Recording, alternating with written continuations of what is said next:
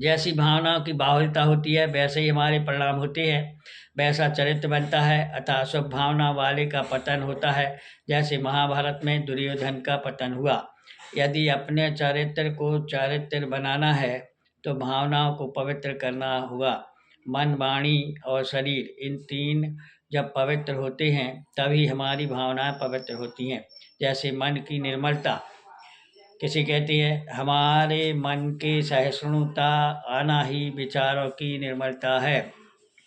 वाणी की निर्मलता, वाणी में हमेशा साफ कथन करना ही वाणी की निर्मलता है। प्राणी मात्र का आतत्व कैसे परमात्म भाव को प्राप्त हो, ऐसी भावना पूर्वक वचन कहना ही वाणी की निर्मलता है। शरीर की निर्मलता, हमारे शरीर के द्वारा प्राणी मात्र का कल्याण हो, अर्थात किसी जीव की हिंसा मेरे शरीर द्वारा ना हो, वह ही शरीर की निर्मलता है। जब तक दृष्टि दोष दूर ना होगा तब तक दर्शन विशुद्धि भावना नहीं होगी। जीवन की निर्मलता एवं आत्मा की पवित्रता के लिए 16 कारण भावना को भाना चाहिए।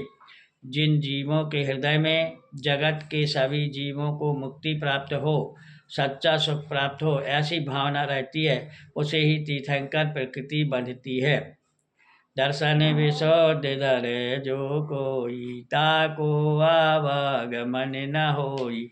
पंडित ध्यानत राय जी द्वारा उपरोक्त पंक्ति में यह भाव दर्शाया गया है कि जो 16 कारण भावना को भाता है एवं दर्शन विशुद्धि भावना को धारण करता है, उसका संसार में आवागमन नहीं होता, अर्थात उसका मोक्ष हो जाता है। जिस भावना के भाने से या धारण करने से संसार से मुक्ति प्राप्ति होती है, वह भावना कितनी उत्कृष्ट है। इस भावना का नाम दर्शन विशुद्धि भावना है, अर्थात शुद्ध सम्यक दर्शन को जो धारण करता है वह निश्चय ही मोक्ष मार्ग को पाता है। यह भावना सम्यक दृष्टि की ही होती है, जिसे अपने आत्म स्वरूप का अनुभव हो जाता है।